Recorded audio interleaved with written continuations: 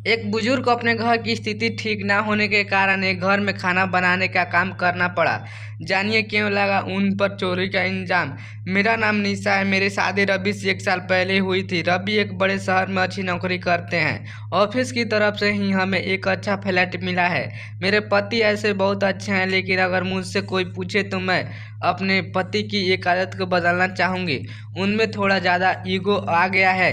अपने से छोटे से कभी कभी वो अच्छे से बात नहीं करते। मुझे ये बात अच्छी नहीं लगती थी, लेकिन मैंने उन्हें कभी इस बारे में टोका नहीं। हमारे घर में पहले एक नौकरानी आती थी, लेकिन उनके इसी स्वभाव के कारण कोई टिकता नहीं था। उनका कहना था कि अगर ऐसे नहीं कहेंगे तो कई आजकल कोई काम नहीं करता। शायद उनका यह स्वभाव उनके ऑफिस के अनुभव से आया होगा, क्योंकि उन्हें ये काम पूरा करवाने बहुत प्रेशर करता है। इस कारण उनके स्वभाव में यह कठोरपन आ गया है। अब फिर मैंने नए काम करने वालों की तलाश शुरू कर दी। बड़ी मुश्किल से कुछ दिनों बाद घर एक ही शख्स आए। उन्होंने अपना नाम कालू बताया था। उम्र उनकी 55 साल की थी। उन्होंने कहा कि उन्हें कहीं से पता चला कि यही काम है। मैंने पूछा किसने बताया। वो बोले कि अभी उनका नाम याद नहीं आ रहा है। मैंने कहा कि आप खाना बना लोगे। उन्होंने कहा कि हाँ, मैं अच्छा खाना बनाता हूँ, आपको कोई परेशानी नहीं होगी। शुरुआत में मेरा मन नहीं माना, क्योंकि वो किसी की पहचान से नहीं आए थे, लेकिन फिर मैंने सोचा कि शाम को उनसे मिलवा देती हूँ। शाम को जब वो घर आए तब मैंने कहा कि कोई काम के लिए आया है। उन्होंने भी यह कहा कि क्या उसे जानती हूँ। मैंने कहा कि नहीं, वो कालू से मिले। पूछा कि वो पहले भी काम किया है। वो बोले हाँ साहब। उनकी उम्र के चलते उन्होंने भी यह सही सवाल पूछा कि तुम खाना बना लेते हो। वो पहले ही थोड़ा घबराए हुए थे। कहा कि साहब बना लूँगा, ठीक है। नहीं मिलेगी। रोज रोज का नाटक नहीं चलेगा कि तबीयत खराब है या घर में कोई बीमार है। यह सब बातों का ध्यान रखना। अभी खाना बना कर दिखाओ। पसंद आया तो कल से तुम्हारी नौकरी पक्की होगी। इतना सब मेरे पति से सुनने के बाद मैंने सोचा कि वो कुछ बोलेंगे, लेकिन उन्होंने सिर्फ इतना ही कहा कि हाँ साहब। मुझे उन्होंने उस पर ध्यान रखने को कहा। वो खाना बना रहे थे, काम अच्छे से कर रहे थे। लग रहा था कि उन्हें पहले भी इसका अनुभव था। खाना बनकर तैयार हो गया था। उन्होंने खाना टेबल पर लगाया। मेरे पति ने और मैंने दोनों ने खाना खाया। मुझे खाना अच्छा लगा और मेरे पति के चेहरे से भी मुझे लग रहा था कि उन्हें भी खाना बहुत पसंद है। उन्होंने कहा कि खाना ठीक है, कल से आना, लेकिन ध्यान रहे कि खाना इससे खराब ना बने। इससे अच्छा बना सको तो अच्छा। इतना सुनकर उनके चेहरे पर एक खुशी दिखाई दी। अगली सुबह वो घर आने लगे। ज़्यादा बातें वो करते नहीं थे, कम बोलते थे, सिर्फ अपना काम करते थे। मेरे पति ने मुझे समझाया था कि नज़र रखना और अपना ध्यान रखना। उन्हें देखने से तो ऐसे नहीं लग रहा था, लेकिन उन्होंने कहा कि देखने से पता नहीं चलता, तुम कुछ दिन तक इसकी जानकारी भी निकलवा लेना कहाँ है। मुझे भी उनकी बात सही लगी, क्योंकि वो ऐसे ही अचानक मेरे घर पर आ गए थे और कहा था कि किसी से पता चला है उनकी उम्र देखकर मैंने उन्हें रख लिया था। मैंने उनकी पहचान पत्र मंगवाया था। उन्होंने लाकर दे दिया था। 1 से 2 दिन में मुझे लगा कि ठीक ही है।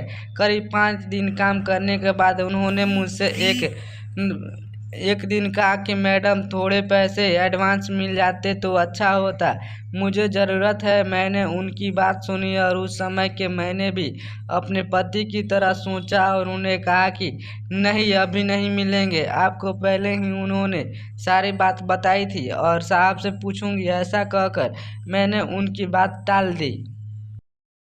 रवि अगले दिन कहते हैं कि उनके ऑफिस के कुछ दोस्त घर पर शाम को खाना खाने आने वाले हैं। उन्होंने कालू से कहा कि उनके दोस्तों के लिए कल स्पेशल खाना बनाना होगा। उन्होंने कहा ठीक है साहब। उनके दोस्त और उनकी फैमिली भी घर आए। 3 दोस्त के साथ उनकी पत्नी और बच्चे भी थे। खाने में 4 से 5 तरह के पकवान बनाए थे।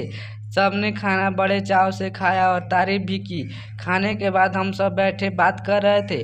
कालू अब अपना काम खत्म करके जाने की तैयारी कर रहे थे।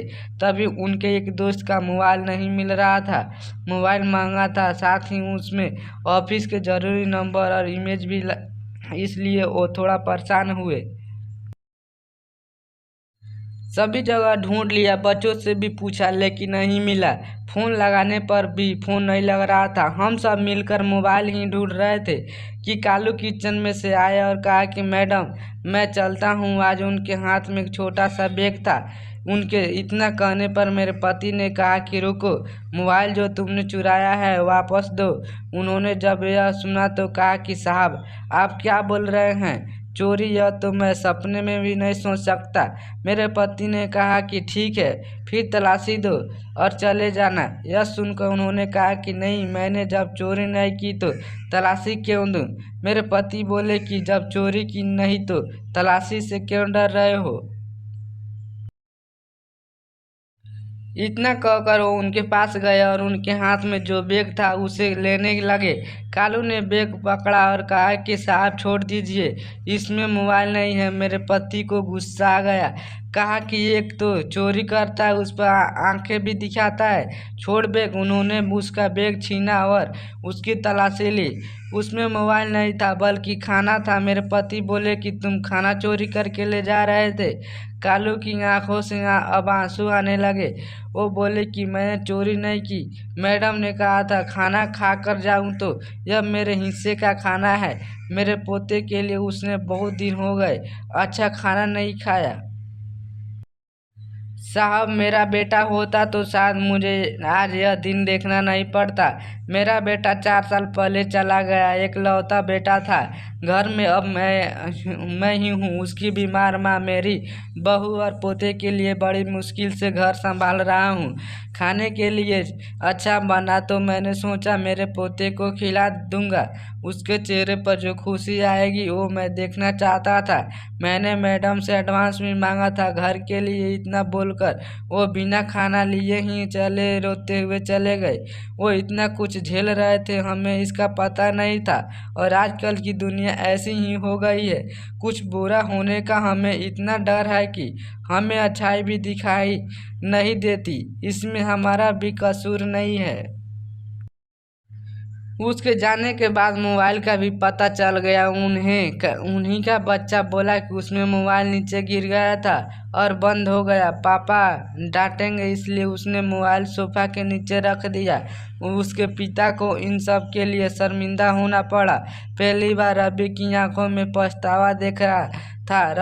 रात रवि ठीक से सोए नहीं। हालांकि उन्होंने मुझसे कुछ कहा नहीं, लेकिन मुझे पता था कि उन्हें बुरा लग रहा है। सुबह मुझे पता था कि वो फिर नहीं आएंगे, इसलिए मैं जल्दी उठी और घर का काम खुद करने लगी।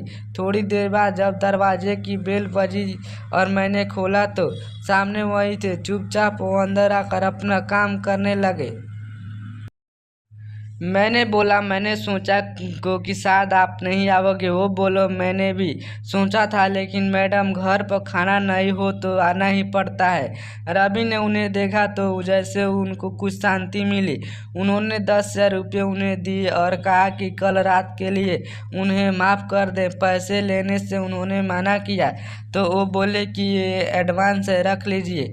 बस इतना ही चाहिए था। कालू को थोड़ा सा कोई प्यार से बोल दे और थोड़े से पैसे।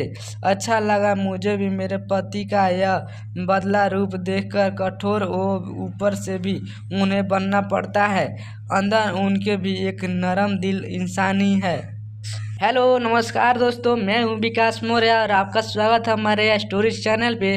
गैस मैं आप सबको बोलना चाहूँगा हमारा स्टोरी आपको कैसी लगती है। अगर अच्छी लगती हो तो प्लीज़ चैनल दबाकर सब्सक्राइब कीजिएगा ताकि आने वाले वीडियो का नोटिफिकेशन सबसे पहले आप तक मिलती रहे। मिलते हैं एक और नए वीडियो के साथ में, तब तक के लिए जय हिंद जय भारत।